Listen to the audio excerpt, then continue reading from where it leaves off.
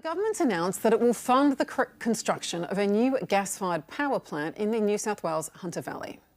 The plant is intended to help fill a 1,000 megawatt gap in generation capacity when the Liddell coal-fired power plant closes in April 2023.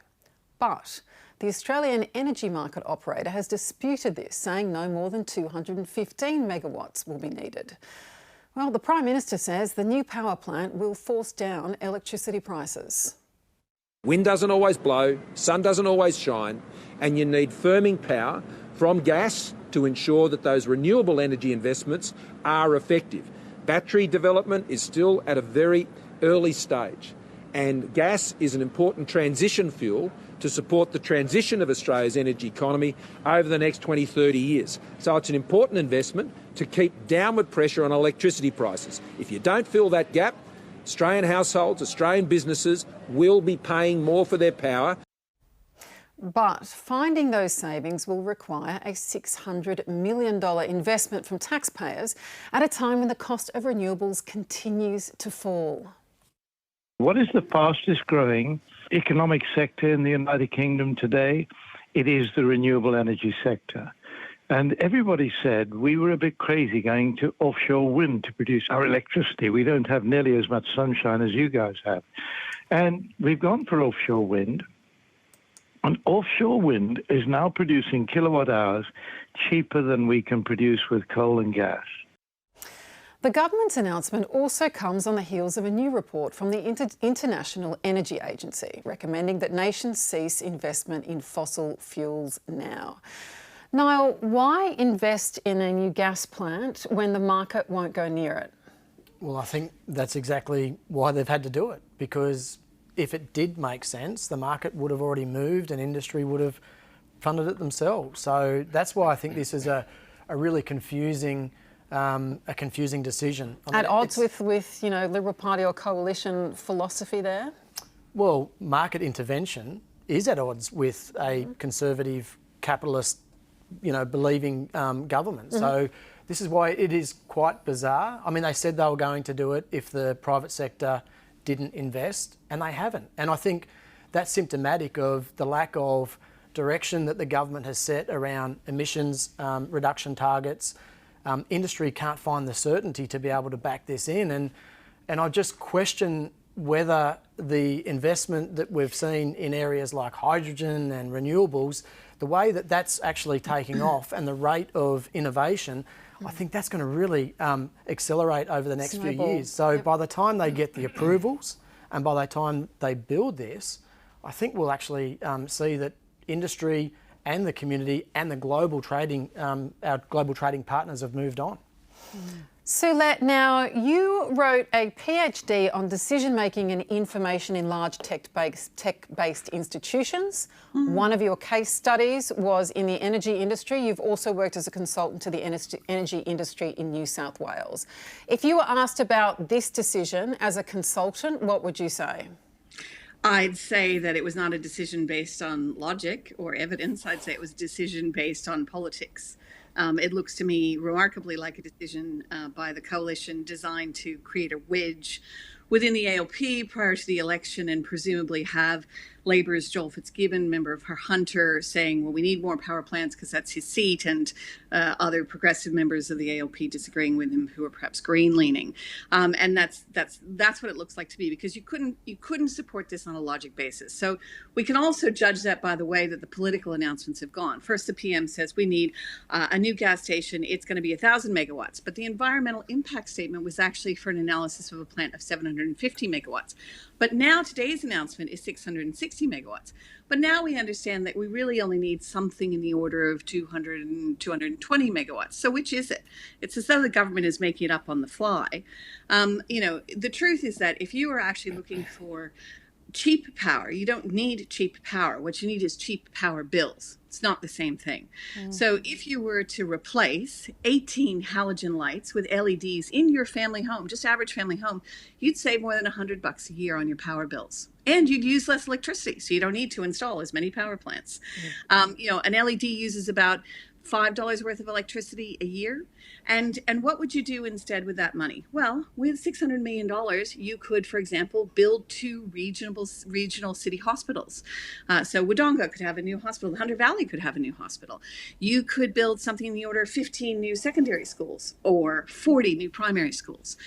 Or you could try and find ways to provide very subsidized education for workers in the Hunter Valley to have jobs of the future, inventing the next LED, building the next advanced LED that's an export-driven value for the economy, rather than actually saying, well, let's just say you have to go, have a period of work when a fair few workers will build the plant, and then a tiny number of workers will actually operate it. So it's not really sustainable jobs of the future. All right, well, let's hope that everyone's rushing out to get their LED lights after that, Sulette. But for more on this, we're joined by Director of Climate and Energy Program at the Australia Institute, Richie Merzian. Richie, welcome to The Drum. Now, Thank you. I just want to walk through this with you step by step, because there is a clear discrepancy between what the government is saying is the case and experts are saying is the case, and I really want our audience to be able to understand why. Now, first of all, the government is saying 1,000 megawatts, there's going to be a shortfall there, and that we need to supply that dispatchable energy. Leaving aside the disputed amount, if that's the case, do we need this supply? No, we don't need this supply. We have to go by what the experts are saying in the energy market operator, the Energy Security Board, even the government's own Liddell task force, which it charged with investigating whether there would be a gap with Liddell's closure. They've all recommended far lower in terms of any gap that will materialize, and the best part is that we have enough generation coming online, enough firming coming online to fill that gap. So really the experts are not recommending this project, so who is the minister listening to in moving this forward? What's the answer to that? Well, I guess one of the suggestions would be that really, if you're building a new gas-fired power station, the only people that benefit are gas companies. You're creating further demand for their product at a time when overnight the IA is recommending no new fossil fuel projects going forward if we are to comply with the Paris Agreement. So really, we know that the gas lobbyists have been in the ear of the government. They recommended a gas-fired recovery. This is part of that picture. It will help shore up the Narrabri Basin when that is tapped. So ultimately, really, at the end of the day, it looks like the gas companies are going to benefit and we will all pay through higher bills and for this white elephant. Okay, let's just go back to the questions of the discrepancy again. Now, the government, and they're saying, in terms of who they're listening to, the government will say we're listening to consumers, we're listening to people who are worried about power prices, and this is necessary to force down prices, even though it's actually an expensive thing to do.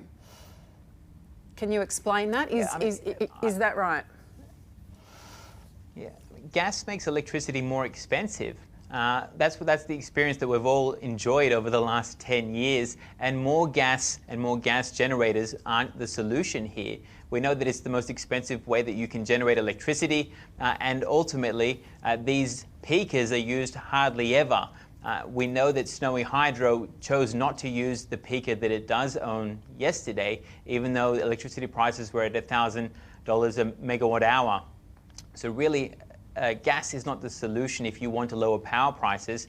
The opposite is true for renewables, even with storage. So the experience that most of us have enjoyed, including in Canberra, where we've seen electricity prices drop the fastest, is that large-scale renewables are bringing power prices down. The more you get online, the more those power prices will drop. The gap with dispatchable can be met through existing technologies that don't require fossil fuels. It just doesn't stack up on the logic of it, and that's really why so many people are scratching their heads on this project.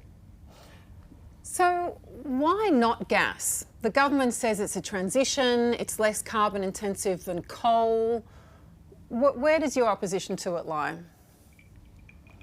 I mean, gas is a fossil fuel. It's part of the problem. It's not part of the solution. The International Energy Agency confirmed that all fossil fuel projects should be ceased going forward if we are to keep to a safe climate.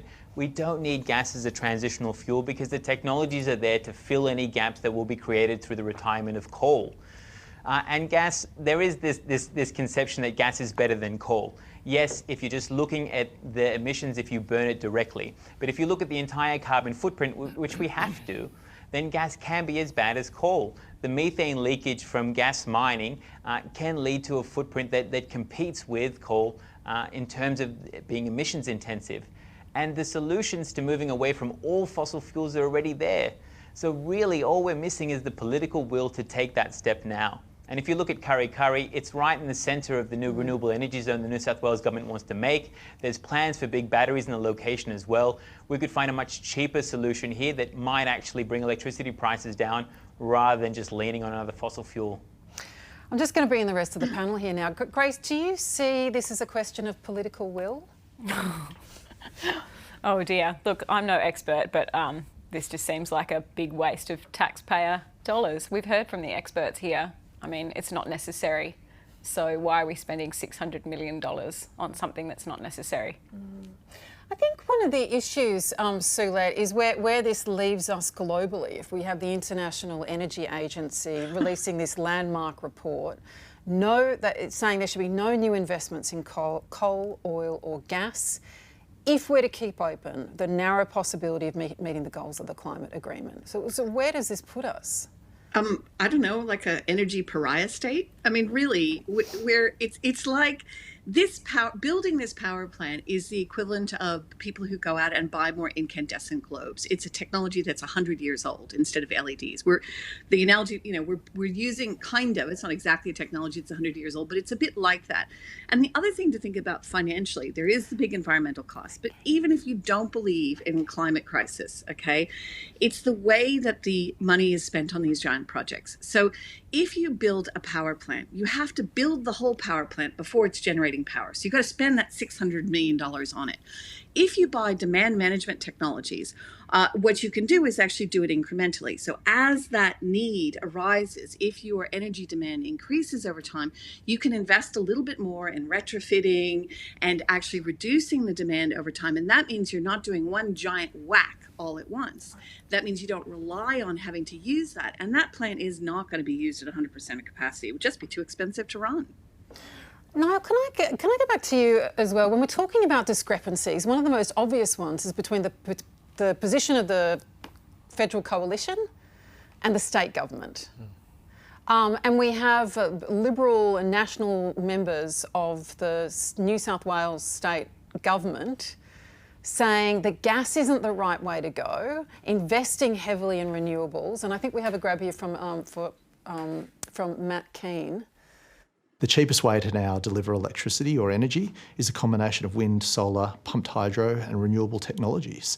So it's not fossil fuels, it's now cleaner energy. Those people defending old technologies are the equivalent of defending Blockbuster in the Netflix world.